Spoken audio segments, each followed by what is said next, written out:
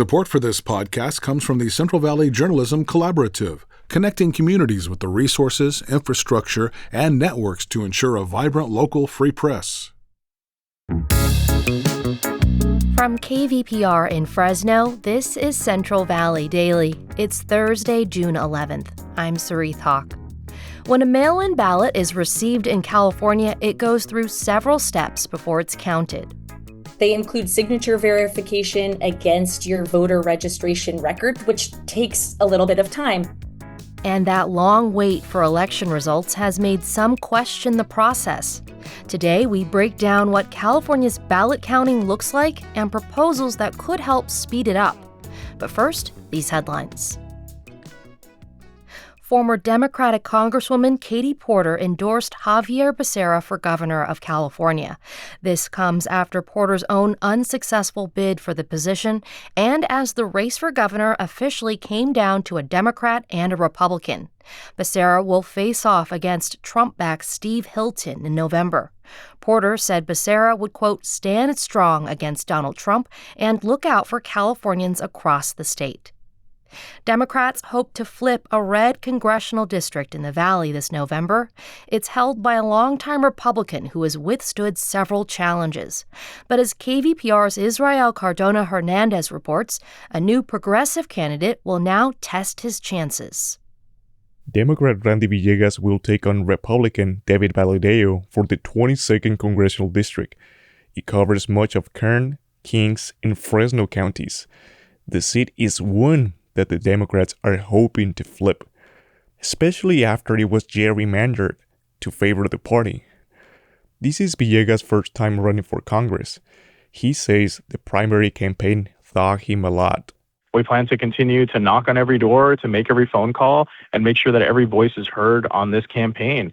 And that includes talking to every voter and meeting people where they're at. Within hours of securing second place in the race, Villegas earned the support from national Democrats. The DCCC says it will invest in the race to hand the seat to Democrats in November. For KVPR News, I'm Israel Cardona Hernandez. KVPR reached out to the Valadao campaign but did not hear back in time for this report. California would expand the number of nurses who can perform abortions under a bill advancing in the state legislature. Opponents like Mindy Herzl with Sierra Pregnancy and Health in Northern California say the procedure is too dangerous for nurses.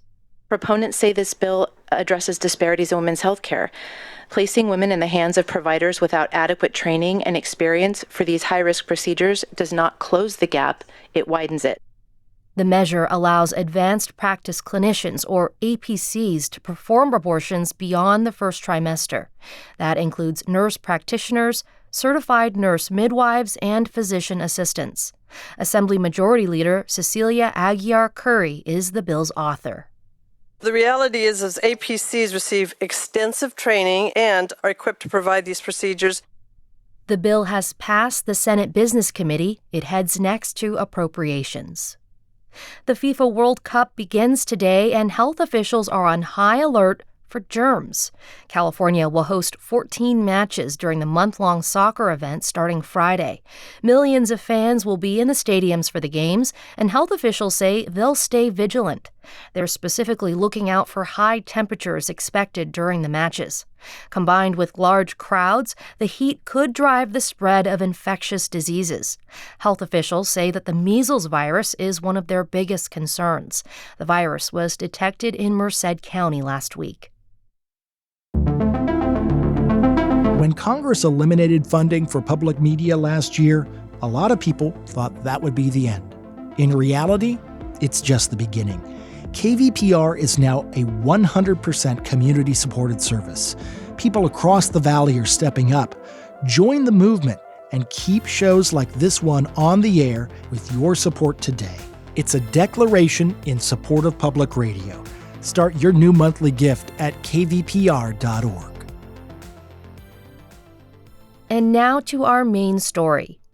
More than a week after California's primary election, we're starting to see results being finalized for some prominent contests like California governor, Congress, and LA's mayoral race. But several counties still have a ways to go before certifying the results. The drawn-out ballot counting process is notoriously slow due to California's universal vote-by-mail system that requires signature verification. Now, in the midst of a contentious and high-stakes election year, the election delay has invited harsh criticism from prominent Republicans like House Speaker Mike Johnson.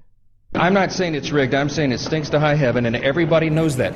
Let's remove the appearance of impropriety. Let's have what a concept. Let's have votes on an election the day of the election. That's what many states are able to do. I think California is playing around with this.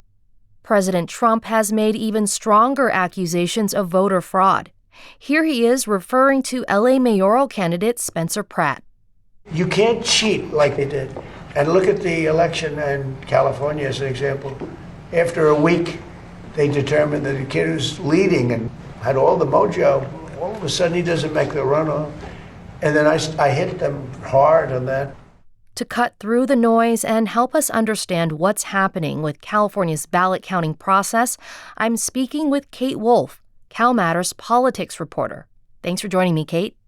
Happy to be here. First, can you give an overview of what ballot counting looks like here in California? Is there a statewide standard that every county follows? How does that work? So there sort of is. Everyone in California gets a mail-in ballot a month before the election, and you ideally would sign it and send it back. And a few weeks before the election, counties can start going through, verifying signatures, and scanning these ballots. Not releasing any results, but scanning them. The results of those pre-counted ballots come out at 8 p.m. on election night, and then county clerks go towards counting the live ballots that were issued on election day, or that were people submitted on election day. And then they go into counting the mail-in ballots that were submitted on election day. And then they issue periodic updates. Yeah, definitely a process that they go through. So how we count ballots in California and how long it takes has really been a big topic of conversation this week after the primary election. Just why does it take over a week to get through everything? So because California is an all-mail state, everybody gets one of those ballots, and they include signature verification against your voter registration record, which takes a little bit of time. If you vote at a vote center, nobody has to go through and verify your signature. And so because there's so many vote by mail ballots that are coming in 2022 for the primary, 91% of people voted by mail. In 2024 for the primary, 88%. So there's just huge numbers of people who vote by mail, including bringing their ballot to a drop box day of. My roommate was one of those people. He was opening his ballot on the day and filling it out. And I was like, okay, really waiting till the last minute there. And also, let's say you're going to college at UC Merced, for instance, but you live up in Humboldt County. You can drop your ballot at a ballot box in Merced, and they'll get it up to Humboldt for you. It'll still count as long as it arrives within, a certain number of days. So that's why it takes so long to, count all the ballots for the most part. Yeah, and 7 other states also have a system in which ballots are sent to voters by mail. How does our mail-in voting system compare to those other states? So Colorado, for instance, has had all-mail voting for 13 years, but your ballot has to be into your county clerk there by 7 p.m. on election day. Whereas in California, we have a 7-day grace period that allows someone to, as long as their ballot is postmarked by election day, they have 7 days to get it in. On the longer side, Washington, which also has all mail, has a 21-day election grace period. And they have all the same kind of articles come out afterwards saying, why is it taking so long for Washington to count all its ballots? It has to do in part with just these grace periods and periods of rectification too that counties in California have to make sure that as many ballots as can be counted are counted. And one of the candidates for governor, Steve Hilton, who is moving on to the general election in November, this week he actually stopped short of alleging voter fraud in California, but he's been very critical of the slow pace of the count. And we have a quote from him here. If we had voter ID, we wouldn't need all this endless checking of signatures and verification, all the things that they say take all this time.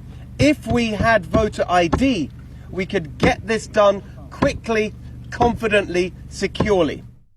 Now, of course, this sets up that Republican-led initiative to put a voter ID law on the November ballot, which would require voters to show proof of citizenship before voting. Have you heard of any support or pushback on that? Yeah, it's interesting, actually. There was a survey done that asked voters how they would feel about that initiative and found that without any context, most voters actually liked the idea of a voter ID law. But when they were told more about who was backing it and who was against it, they kind of changed their tune a little bit, and folks had less support for it. And I think that goes to show people they trust, the folks that they identify with, and there's more Democratic voters in California than there are Republican voters.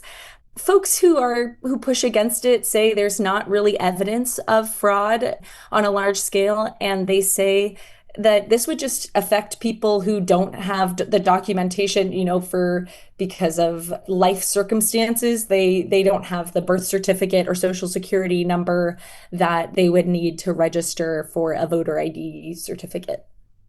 Yeah, and, going back to sort of the election process, there was a piece of state legislation that aimed to speed up California's ballot counting process. Is there any proof that that's helping at all? Yeah, that bill was AB 5, which was authored by Democratic Assembly member Mark Berman from Palo Alto. And it essentially required election officials to finish counting all ballots before the 13th day following an election, rather than within 30 days. I am eager to find out how this has gone for elections officials. I haven't actually checked back in with them. They're very much still in the thick of things. But it does seem anecdotally that things have been a bit quicker. The count has been a little bit quicker. So I'm looking forward to seeing some data about that. Yeah, at this point, we're just a little over a week out from the primaries. Do you know of any proposed laws that would try to speed up that process even more? So Berman actually is bringing forward another law, AB 2604, which would really modernize the current ballot curing system, where if there's an issue with the signature, right now what happens is that a county will reach back out to the voter through the mail and send them an unsigned identification envelope statement. And it's just really old school. And what Berman's bill would do is allow for text message communication regarding fixing the ballot issue. And there's another bill actually too, SB 1420, which would try to create more awareness of a program where people can bring your vote by mail ballot that maybe you've been working on at home. You can bring it to a vote center and it can get scanned that day as a live ballot. So it would just take away some of the processing time. And those are both pending. Definitely a lot to look forward to, especially with incoming election results. Kate Wolffe, CalMatters politics reporter, thank you so much for helping us better understand this process. Thank you so much. You can read Kate's reporting and other news from around California at calmatters.org. And that's today's show. Today's episode was produced by Jonathan Linden and KVPR with support from the Central Valley Journalism Collaborative. I'm Sarith Hawk. Find the latest local news anytime at kvpr.org.